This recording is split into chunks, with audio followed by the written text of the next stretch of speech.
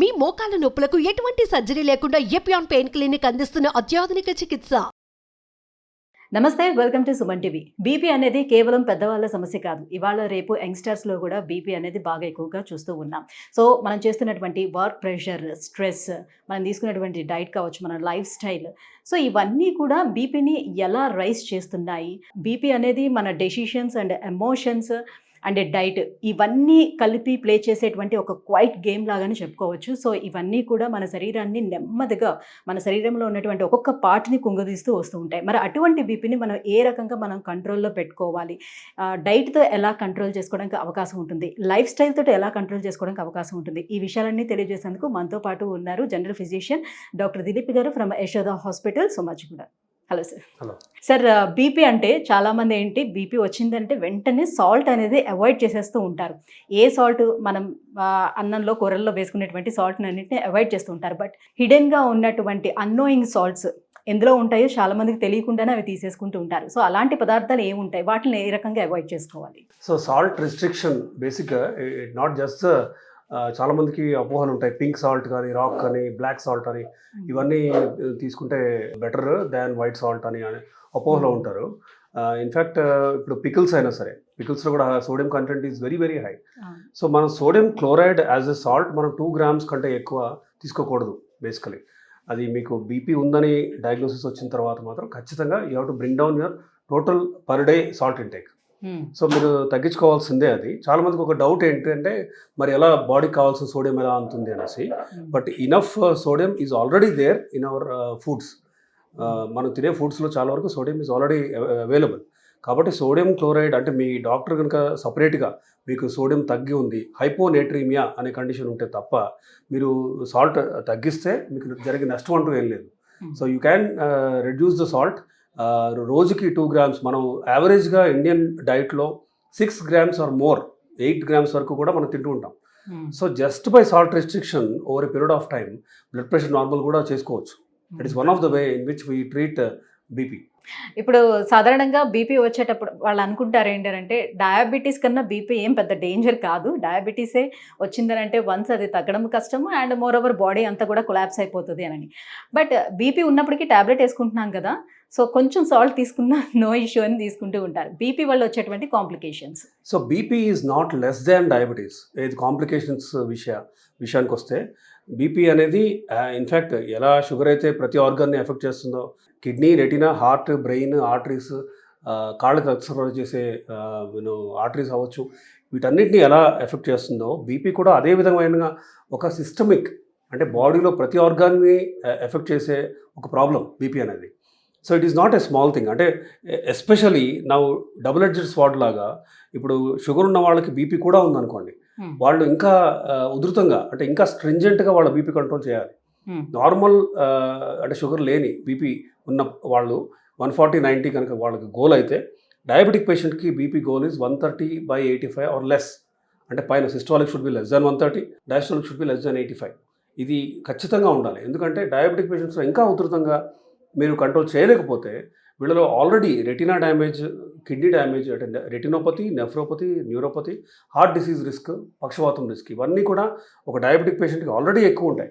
నా వీళ్ళలో మీరు సరైన బీపీ కంట్రోల్ చేయకపోతే ఈ ఎండ్ ఆర్గన్స్ అన్నీ డ్యామేజ్ అవ్వడానికి ఎక్కువ ఆస్కారం ఉంటుంది.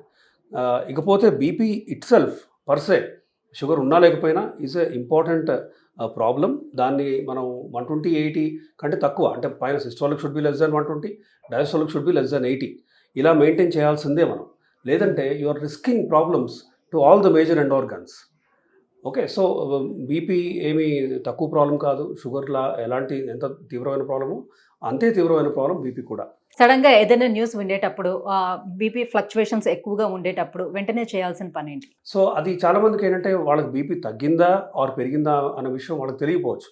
అంటే దే మే ఫీల్ హెడేక్ అవ్వచ్చు, దెన్ గుండె దడ అనిపించచ్చు, స్వెటింగ్, ఇంకా రకరకాలుగా చెస్ట్ టైట్నెస్, బ్రీతింగ్ డిఫికల్టీ అవ్వచ్చు, ఇవన్నీ రావచ్చు. మీకు ఇమీడియట్గా ఒక బీపీ మెషిన్ అనేది ప్రతి ఇంట్లో ఉండాలి ఇవాళ రేపు. సో మీరు చెక్ చేసుకొని, లేదు బీపీ తక్కువ ఉంది, హైపోటెన్షన్ అంటే 90/60 అలా ఉంది, అప్పుడు మనం ఖచ్చితంగా what ever liquids available, butter milk అవ్వచ్చు, లెమన్ వాటర్ అయినా సరే, దేంట్లో అయినా సరే సాల్ట్ ఎక్స్ట్రా యాడ్ చేసి మరీ ఇవ్వాలి.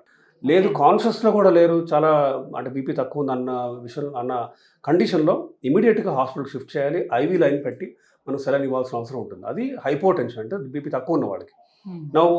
మీరు చెప్పినట్టు టెన్షన్ వల్ల ఆర్ ఏదైనా వార్త విని ఒక రకమైన ఆదుర్ద యాంగ్జైటీతో బీపీ కనుక 170 or 200 వెళ్ళిన ఇన్స్టెన్సెస్ కూడా చాలా చూసాం మేము.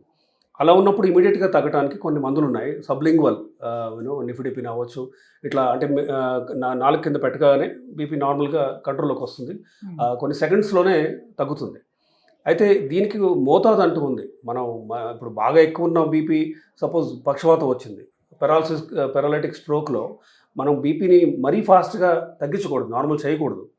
ఎందుకంటే పక్షవాతం వచ్చినప్పుడు ఇస్కెమిక్ స్ట్రోక్లో రక్తం గడ్డలు కనుక ఉండి మీకు పక్షవాతం పెరాలసిస్ కనుక వస్తే BP control should not be rigorous. అది మీరు డాక్టర్లకి వదిలేయాలి, అంటే ఎంత తగ్గించాలి, ఏ మందు ఇవ్వాలి.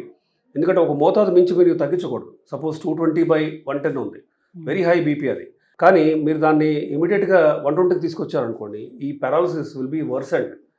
మీరు తగ్గించడం వల్ల వచ్చిన పక్షవాతాన్ని ఇంకా మీకు మీరే వర్స్ చేస్తున్నట్టు. కాబట్టి there are some conditions where మీరు ఇమీడియట్గా డాక్టర్ దగ్గరికి వెళ్ళాలి. అది బ్లీడింగ్ వల్ల వచ్చిన పక్షవాతమా, లేదు రక్తం గడ్డ వల్ల వచ్చిన పక్షవాతమా, 2 types. ఒకటి రక్తం గడ్డలకి ట్రీట్మెంట్ ఇంకో రకంగా ఉంటుంది, అంటే రక్తం పలచం చేసే మందులు ఇవ్వాలి మనం. లేదు ఆల్రెడీ బ్లీడ్ అయిన వాళ్ళకి రక్తం పలచం చేసే మందు ఇవ్వలేము, Contra indicated. So 2 divergent problems ఉన్నాయి, వాటికి ట్రీట్మెంట్ కూడా డైవర్జెంటే. కాబట్టి బీపీ బాగా ఎక్కువ ఉన్నప్పుడు అది మరి is it only anxiety or కాళ్ళు చేతుల్లో బలం పడిపోవటం, then angle of the mouth ఇటువైపు డీవియేట్ అవ్వడం అవ్వచ్చు, ఇట్లా రకరకాల ప్రాబ్లమ్స్తో పీపుల్ ప్రజెంట్. మీకు డౌట్గా అనిపించినప్పుడు ఇమీడియట్గా take help from the doctor. ఒక సిటీ స్కాన్, బేసిక్ స్కాన్ అది. సిటీ స్కాన్లో మనకి ఒక నిమిషంలో తెలిసిపోతుంది బ్లీడింగ్ ఉందా, రక్తం గడ్డలు ఉన్నాయా. ఒక్కోసారి రక్తం గడ్డలు లేకపోయినా కూడా సిటీ నార్మల్ అవ్వచ్చు. రక్తం గడ్డలు ఉన్నాయి అని తెలియడానికి 6 to 12 hours పట్టచ్చు సిటీ స్కాన్లో కనపడడానికి. సో ఇలా అంటే ఒకటే బ్లాంకెట్ ట్రీట్మెంట్ రూల్ అంటూ లేదు. బాగా బీపీ పెరిగినప్పుడు దానికి కారణాలు విశ్లేషించాలి, and if possible nearest hospital అవ్వచ్చు, డాక్టర్ అవ్వచ్చు, మీరు ఇమీడియట్గా కలవాలి. ఇప్పుడు కొంతమంది బీపీ టాబ్లెట్ మార్నింగ్ తీసుకుంటారు, కానీ తీసుకున్నామా లేదా అనే విషయాన్ని మర్చిపోతారు. సో మర్చిపోయి ఇంకొకసారి మళ్ళీ తీసుకుంటే డోస్ ఎక్కువైతే ఏమైనా ప్రాబ్లం అవుతుందా? ప్రాబ్లమేనండి. ఆఫ్ కోర్స్ బీపీ ఇప్పుడు ఫర్ ఎగ్జాంపుల్ కొంతమందిలో ఇన్ఫ్యాక్ట్ కొన్ని సేఫ్ మందులు ఉన్నాయి, టెల్మిసాటల్ లాంటి మందులు. ఇప్పుడు 40 mg వేసుకున్నారు, మీరు ఇంకొక 40 మర్చిపోయి వేసుకున్నారు అనుకోండి, ఖచ్చితంగా బీపీ తగ్గుతుంది. మరీ తగ్గి రిస్క్ అయ్యి హార్ట్, కిడ్నీ మీద ఒత్తిడి పడేంత తగ్గకపోవచ్చు బీపీ. కాకపోతే అదర్ కొన్ని మందులు ఉన్నాయి, అవి మీరు 2 times 3 times వేసుకుంటే ఖచ్చితంగా బీపీ బాగా తగ్గుతుంది. కాబట్టి దానికి అలా మతిమరుపు ఉండే ఛాన్స్ ఉన్నప్పుడు ఫ్యామిలీ మెంబర్ పక్కనుండి గుర్తుపెట్టుకొని మరి, లేదు మీరు ఆల్రెడీ వేసుకున్నారు ఆర్ వేసుకోలేదు, పోనీ వేసుకున్నప్పుడు మీరు ఒక డైరీ లాంటిది పెట్టుకొని చెక్ లిస్ట్లో టిక్ కొట్టడం లాంటివి చేయాలి. లేదంటే ఇప్పుడు ఈ మధ్య మెడిసిన్స్ అన్నీ ఒక కంటైనర్ బాక్స్లో వస్తున్నాయి, ఆ కంటైనర్ బాక్స్లో మనం చూడాలి, ఈ మండే ఈ టాబ్లెట్ పొద్దున, దెన్ ఈవినింగ్ ఈ టాబ్లెట్, అలా ఆ కంటైనర్లో ఆల్రెడీ వేసుకున్నప్పుడు అది ఎంటీగా ఉండాలి. సో ఇలా కొన్ని అంటే మనకి హెల్ప్ చేసే కొన్ని విధానాలు అయితే ఉన్నాయి. బట్ ఖచ్చితంగా family members should take over. ఇలా మతిమరుపు ఉండి డిమెన్షియా లాంటివి కనుక ఎర్లీగా వస్తున్నాయి అన్నప్పుడు మాత్రం మనం జాగ్రత్తగా ఉండాలి. ఎందుకంటే 2 times బీపీ టాబ్లెట్ వేసుకుంటే ఖచ్చితంగా బీపీ పడిపోయి సీరియస్ ప్రాబ్లమ్స్ వచ్చే రిస్క్ కూడా ఉంది. బీపీ విషయంలో డైట్ అనేది ఎలాంటి రోల్ ప్లే చేస్తుంది? ఇప్పుడు సాధారణంగా కొంతమంది కొబ్బరి నీళ్ళు తీసుకున్నా, లేకపోతే బీట్రూట్ జ్యూస్ తీసుకున్నా, వెజిటేబుల్ జ్యూస్ తీసుకున్నా బీపీ తగ్గుతుందని నమ్ముతారు. ఈ నమ్మకంలో నిజమెంత? మోస్ట్ లైక్లీ జ్యూస్ తీసుకోవడం వల్ల బీపీ తగ్గడం అనేది అంత మరీ ఎక్కువ తగ్గకపోవచ్చు, తగ్గినా కూడా ఒక 3 mm 4 mm తగ్గొచ్చేమో. బట్ అఫ్కోర్స్ వీటి వల్ల నష్టం లేదు. ఇప్పుడు వెజిటబుల్ జ్యూస్ తీసుకోవడం వల్ల, బీట్రూట్ అనేది రోజు తీసుకోకూడదు, it has fat soluble vitamin A in it. అది ఒక దశ దాటితే ఫ్యాట్ సాల్యుబుల్ కాబట్టి కంటెంట్, బాడీలో విటమిన్ ఏ కంటెంట్ పెరిగి హైపర్ విటామినోసిస్ అనే కండిషన్ రావచ్చు. కాబట్టి రోజు బీట్రూట్ జ్యూస్ తీసుకోవడం వీ డోంట్ రికమెండ్. మిగిలిన జ్యూసెస్ తీసుకున్నారు అంటే ఓకే, దానివల్ల బెనిఫిటే. ఇన్ఫ్యాక్ట్ పొటాషియం, మెగ్నీషియం ఈ ఫ్రూట్స్లో ఎక్కువ ఉంటుంది కాబట్టి కొంతవరకు బీపీ తగ్గుతుంది, ఒక 4 mm 5 mm వరకు. బట్ అది తీసుకుంటే ఇంకా ట్యాబ్లెట్ వేసుకోకర్లేదు అనుకోవడం మాత్రం తప్పే ఖచ్చితంగా. సో అంత పవర్ఫుల్ బెనిఫిట్ లేకపోయినా నష్టము లేదు, యాంటీ ఆక్సిడెంట్స్ అందుతాయి కాబట్టి ఈ జ్యూసెస్ వల్ల పెద్ద రిస్క్ కూడా ఎక్కువ లేదు. బీపీ డయాబెటీస్ ఉండేటప్పుడు సో కొంచెం ఎక్సర్సైజ్ లాంటివన్నీ కూడా, అంటే హెల్త్ కాన్షియస్ వాళ్ళకి ఆల్రెడీ పెరుగుతుంది కాబట్టి ఎక్సర్సైజ్ లాంటివన్నీ చేస్తూ ఉంటారు. అయితే వర్కౌట్స్ చేసేటప్పుడు బీపీ అనేది తగ్గుతుందా? కొన్ని రకాల వర్కౌట్స్ ఏమైనా హెవీ వర్కౌట్స్ చేసేటప్పుడు పెరుగుతుందా? ఏది హార్మ్ చేస్తుంది? సో టెంపరీగా మనం కార్డియో అంటే ట్రెడ్మిల్ అవ్వచ్చు, సైక్లింగ్ అవ్వచ్చు, స్విమ్మింగ్ కానీ ఇవన్నీ చేసేటప్పుడు టెంపరీగా హార్ట్ రేట్ పెరుగుతుంది, బీపీ కూడా పెరుగుతుంది. ఇన్ఫాక్ట్ హార్ట్ రేట్ పెరగడం ఇలాంటి కండిషన్స్లో ఇలాంటి ఎక్సర్సైజెస్ చేసేటప్పుడు అది నార్మలే. ఇన్ఫాక్ట్ పెరగాలని కూడా మనం చెప్తూ ఉంటాం. ఒక టార్గెట్ హార్ట్ రేట్ అచీవ్ అవ్వాలి, 120, 130 వరకు అచీవ్ అవ్వాలి. కొంచెం బీపీ పెరగచ్చు ఎక్సర్సైజ్ చేసేటప్పుడు, which is okay, which is normal. కాకపోతే మీకు బీపీ అన్కంట్రోల్డ్ ఉండి సపోజ్ 140-90 కంటే ఎక్కువ ఉంది పర్సిస్టెంట్గా టాబ్లెట్ వేసుకున్న తర్వాత కూడా, అప్పుడు మీరు రెగ్యులర్ ఎక్సర్సైజెస్ చేయకపోవడమే మంచిది. ఎందుకంటే ఇంకా పెరిగినప్పుడు ఈ సన్నటి రక్తనాళాలు ఉంటాయి బ్రెయిన్లో కానీ, కిడ్నీస్ దగ్గర కానీ, ఆర్టిరియోల్స్ కానీ, ఇవన్నీ కూడా ఛిద్రమై బ్లీడింగ్ అవుతే ఒక పెద్ద రిస్క్ అది. కాబట్టి కంట్రోల్లో ఉన్న బీపీ ఉన్నప్పుడే, అంటే మంచి కంట్రోల్లో ఉంది, మీరు ఎక్సర్సైజ్ చేయొచ్చు అని మీ డాక్టర్ చెప్పినప్పుడే మీరు ఎక్సర్సైజ్ చేయొచ్చు. అండ్ మరీ స్ట్రెనస్గా కూడా చేయకూడదు. ఇప్పుడు వెయిట్స్ లిఫ్ట్ చేయడం అవ్వచ్చు, దెన్ బ్రిస్క్ వాక్ కానీ 1 అవర్ ఆర్ మోర్ మీరు ఫాస్ట్గా చేస్తున్నారు అనుకోండి, ఖచ్చితంగా దానివల్ల ఇబ్బందే.